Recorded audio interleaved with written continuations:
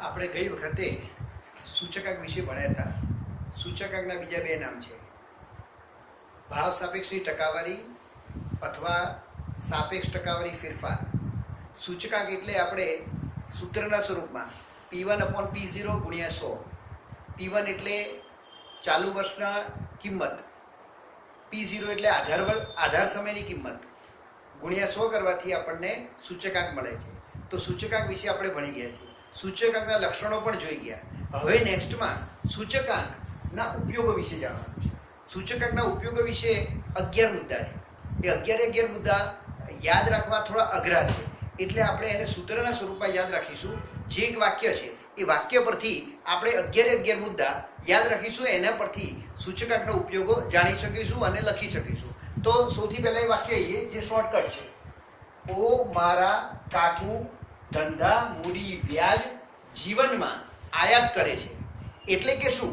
તો અહીંયા ઓ એટલે કે ઔદ્યોગિક ઉત્પાદનનો સૂચકાંક, મા એટલે માનવ વિકાસનો સૂચકાંક, રા રાષ્ટ્રીય આવકનો સૂચકાંક, કા કાચા માલનો સૂચકાંક, કુ એટલે કૃષિ પેદાશનો સૂચકાંક, ધંધા રોજગારનો સૂચકાંક, મૂડી રોકાણનો સૂચકાંક, વ્યા એટલે વ્યાપારી પરિસ્થિતિનો સૂચકાંક, જો એટલે જથ્થાબંધ ભાવનો સૂચકાંક, જીવનમાં એટલે કે જીવન નિર્વાહ ખર્ચનો સૂચકાંક, આયાત એટલે કે આયાત નિકાસનો સૂચકાંક. એટલે અહીંયા 11 મુદ્દા થયા.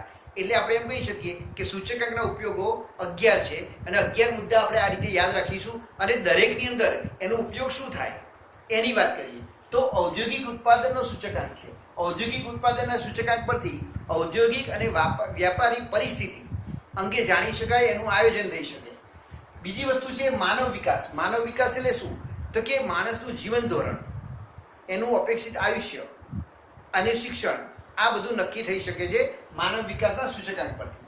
રાષ્ટ્રીય આવકનું સૂચકાંક, તમને ખબર છે કે દેશની સરકાર રાષ્ટ્રીય આવકના સૂચકાંક પરથી પંચવર્ષીય યોજના, જે તમે 10મા ધોરણમાં SS અને ઇકોબીએમાં આપણે જાણીએ છીએ કે રાષ્ટ્રીય આવક પરથી આપણે પંચવર્ષીય યોજનાનું લક્ષ્યાંક નક્કી કરી શકાય છે અને સરકાર નક્કી કરે છે. આગળ જોઈએ તો કાચા માલનો સૂચકાંક. કાચા માલ પરથી ઉત્પાદન અને વેચાણની નીતિ નક્કી થઈ શકે, ભવિષ્યનું આયોજન થઈ શકે છે. પછી આગળ જોઈએ કૃષિ પેદાશ. કૃષિ પેદાશ એટલે કૃષિ નીતિ. આપણો દેશ ખેતી પ્રધાન દેશ છે, એટલે કે કૃષિ નીતિ નક્કી થઈ શકે. ખેડૂતો અનાજ કઠોળ જે ઉત્પાદન કરે છે એને ટેકાના ભાવ મળી રહે, એને યોગ્ય વળતર મળી રહે, એના માટે સરકાર નીતિ નક્કી કરે છે. એ કૃષિ પેદાશના સૂચકાંક પરથી નક્કી કરે છે. ધંધા રોજગારનું સૂચકાંક, અત્યારે રોજગારી અને બેરોજગારી એ બંને સરકાર નક્કી કરે છે કે અત્યારે દેશમાં કેટલી રોજગારી છે, બેરોજગારી છે, એના પરથી સરકાર પગલાં લે છે, એનું આયોજન કરે છે. તો એ ધંધા રોજગારના સૂચકાંક પરથી. મૂડી રોકાણનું સૂચકાંક, એટલે કે મૂડી રોકાણ એટલે શું? તો તમે મૂડી શેમાં રોકો છો? તો લોકો શેરમાં મૂડી રોકે છે. શેર સ્ટોક કહેવાય, ડિબેન્ચર કહેવાય, સરકારી જામીનગીરી, એમાં વધઘટ થાય છે, નાણાંની પ્રવાહિતા કેટલી છે, એ બધું મૂડી રોકાણના સૂચકાંક પરથી નક્કી થાય. વ્યાપારી પરિસ્થિતિ, વ્યાપારી અને આર્થિક પરિસ્થિતિનો તાગ મેળવીને ભવિષ્યનું આયોજન થઈ શકે છે. જો એટલે કે જથ્થાબંધ ભાવનો સૂચકાંક. જથ્થાબંધ ભાવના સૂચકાંક પરથી અગત્યની એક વસ્તુ છે, ફુગાવાનો દર નક્કી થઈ શકે છે. ફુગાવાનો દર એટલે તમે સાદી ભાષામાં એમ કહીએ કે જે વસ્તુનો ભાવ હોવો જોઈએ એના કરતાં કંઈક વધારે હોય એટલે ફુગાવો કહેવાય સાદી ભાષામાં. તો આપણે એમ કહી શકીએ જથ્થાબંધ ભાવનો સૂચકાંક એટલે કે એના પરથી ફુગાવાનો દર નક્કી થઈ શકે છે. એનું સૂત્ર આપણે આગળ જોઈશું. પછી જીવનમાં, તો જીવન નિર્વાહ ખર્ચનો સૂચકાંક. તમને ખબર છે કે માણસ નોકરી કરે એટલે એને પગાર મળે, બોનસ મળે. પછી એનું વાસ્તવિક વેતન કેટલું છે એની ગણતરી એના પરથી થઈ શકે છે. એટલે પગારની, બોનસની આ બધી ગણતરી થાય. એની નાણાંની ખરીદ શક્તિ, જેટલા નાણાં એ મેળવે છે એમાંથી કેટલી ખરીદ શક્તિ છે, એ બધી વસ્તુ જીવન નિર્વાહના સૂચકાંક પરથી થઈ શકે છે. છેલ્લે છે આયાત નિકાસનો સૂચકાંક. તો કે આયાત નિકાસનો સૂચકાંક એટલે કે આપણે એક્સપોર્ટ ઇમ્પોર્ટ કરી, દેશમાંથી અમુક વસ્તુ એક્સપોર્ટ થાય છે, નિકાસ થાય છે, અને ઇમ્પોર્ટ એટલે કે આયાત થાય છે. તો વિદેશી હુડિયામણનો દર નક્કી થાય, જકાતનો દર નક્કી થાય, એ બધું આયાત નિકાસના સૂચકાંક પરથી નક્કી થાય. તો આ બધા સૂચકાંકના ઉપયોગો હતા. તો સૂચકાંક પોતે બહુ ઉપયોગી આંક છે. કેમ કે જેવી રીતે તમને અત્યારે ખબર છે કે અત્યારે ચોમાસું ચાલી રહ્યું છે, તો હવાનું દબાણ, વરસાદની આગાહી, વાવાઝોડાની આગાહી, કે દબાણ કેવું રહેશે, હવા કેવી રહેશે, તો એના માટે એક સાધન છે, એને બેરોમીટર કહેવાય છે. શું કહેવાય છે? બેરોમીટર. હવે એ જ બેરોમીટર આ દેશ માટે છે સૂચકાંક. સૂચકાંક એ અર્થતંત્રનું બેરોમીટર કહેવાય છે. કેમ? કારણ કે સૂચકાંક પરથી દેશની સામાજિક, આર્થિક, વ્યાપારી પરિસ્થિતિ અંગે જાણી શકાય, એનું ભવિષ્યમાં આયોજન થઈ શકે છે. એટલે આપણે એમ કહી શકીએ કે સૂચકાંક એ અર્થતંત્રનું બેરોમીટર છે. જેમ બેરોમીટર હવામાનની આગાહી કરે છે, વાવાઝોડાની, વરસાદની આગાહી કરી શકે છે એવું સાધન છે, એવી રીતે સૂચકાંક એ અર્થતંત્રનું બેરોમીટર કહેવામાં આવે છે. આવું તમને કોઈક વાર પૂછાઈ શકે તો તમારે ધ્યાનમાં રાખવાનું છે કે સૂચકાંકને અર્થતંત્રનું બેરોમીટર કેમ કહે છે, તો એના પરથી આપણે કહી શકીએ. હવે નેક્સ્ટમાં આપણે જોઈશું કે આધાર વર્ષ. આધાર વર્ષ તમને ખબર છે, P1 એટલે ચાલુ વર્ષનો સમય કિંમત, P0 એટલે આધાર વર્ષ કિંમત. એટલે આધાર વર્ષ કેવું હોવું જોઈએ એના વિશે તમારે થિયરીમાં 1 માર્ક અથવા 2 માર્કમાં પૂછાઈ શકે છે. તો આધાર વર્ષ કેવું હોવું જોઈએ એના વિશે આપણે જોઈશું.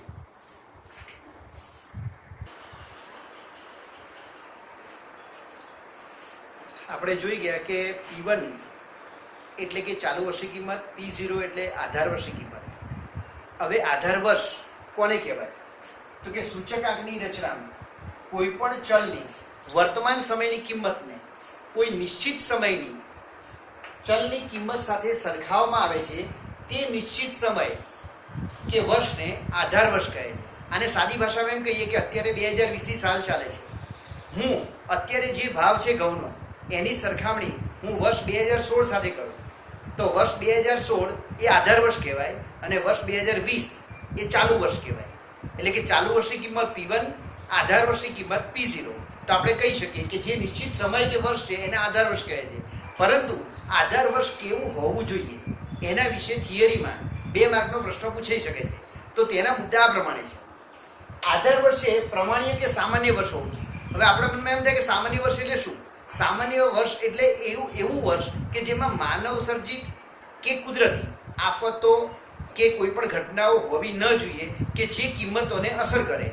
દાખલા તરીકે દુકાળ પડ્યો હોય તો અનાજની કિંમતોમાં અસર થાય, ધરતીકંપ આવ્યો હોય તો મકાનોની, પ્રોપર્ટીની કિંમતમાં અસર થાય. તો આવું વર્ષ ન હોવું જોઈએ, સામાન્ય વર્ષ હોવું જોઈએ. તો અહીંયા વાત કરીએ, આધાર વર્ષ છે કુદરતી આફતો જેવી કે અતિવૃષ્ટિ, ધરતીકંપ, અનાવૃષ્ટિ કે રોગચાળાથી મુક્ત હોવું જોઈએ. ધારો કે અત્યારે કોરોના છે તો કોરોના મહામારી છે તો ત્યારે કોઈ પણ વસ્તુના ભાવ સામાન્ય કરતાં વધારે પણ હોઈ શકે અને ઓછા પણ હોઈ શકે. તો આવું કુદરતી આફતો વગરનું વર્ષ હોય એવા જ વર્ષની પસંદગી આધાર વર્ષ તરીકે કરી શકાય. ત્રીજો મુદ્દો, માનવ સર્જિત આફતો. હુલ્લડ, તમને ખબર છે કે હિન્દુ મુસ્લિમ હોય, હુલ્લડ થયું હોય એવું વર્ષ હોવું જોઈએ નહીં. યુદ્ધ થાય તો પણ પરિસ્થિતિ અસામાન્ય બની જાય. હડતાલ કે આંદોલન વગરનું વર્ષ હોવું જોઈએ, એટલે કે સામાન્ય વર્ષ હોવું જોઈએ. આધાર વર્ષ લાંબા ભૂતકાળના વર્ષનું ન હોવું જોઈએ. એટલે કે આધાર વર્ષની કિંમત આપણે લાંબા ભૂતકાળની નહીં લેવાની. ધારો કે તમારા દાદા એમ કહેતા હતા કે ભાઈ આઝાદી સમયે 1 રૂપિયાનું કિલો ઘી મળતું હતું, તો અત્યારના 1 કિલો ઘીની સરખામણી કિંમતની આઝાદી સમયના વર્ષની કિંમતની સરખામણી સાથે કરી શકાય નહીં, કારણ કે સાચો સૂચકાંક તમને મળે નહીં. એટલે કે લાંબો ભૂતકાળ ન હોવો જોઈએ. ધારો કે મેં તમને 2020 કીધું તો 2016 હોય, 2015 હોય, 2018 હોય એવી સરખામણી થઈ શકે છે. પરંતુ બહુ લાંબો સમયગાળો હોય, લાંબો ભૂતકાળ હોય એવું ન કરવું જોઈએ. આધાર વર્ષ લાંબા ભૂતકાળનું વર્ષ ન હોવું જોઈએ. આ રીતે આધાર વર્ષ સામાન્ય એટલે કે પ્રમાણ્ય હોવું જોઈએ. હવે આધાર વર્ષની પસંદગી 2 રીતે થઈ શકે. આધાર વર્ષની પસંદગીમાં પહેલું છે અચલ આધાર રીત, ફિક્સ બેઝ. એટલે કે ચોક્કસ એક જ વર્ષ હોય આધાર વર્ષ. ધારો કે 2015 કીધું હોય તો કાયમી આધાર વર્ષ 2015 રહે, એ અચલ આધાર રીત છે. બીજી રીત છે પરંપરિત આધારની રીત. પરંપરિત એટલે પરંપરા પ્રમાણે, એને સૂત્ર પ્રમાણે આપણે આગળ દાખલામાં જોઈશું કે બંને રીતમાં સૂત્ર તમારે તૈયાર કરવાના છે અને બંને રીતે સૂચકાંક શોધવાનો હોય છે, જે આપણે નેક્સ્ટ ટાઈમ જોઈશું.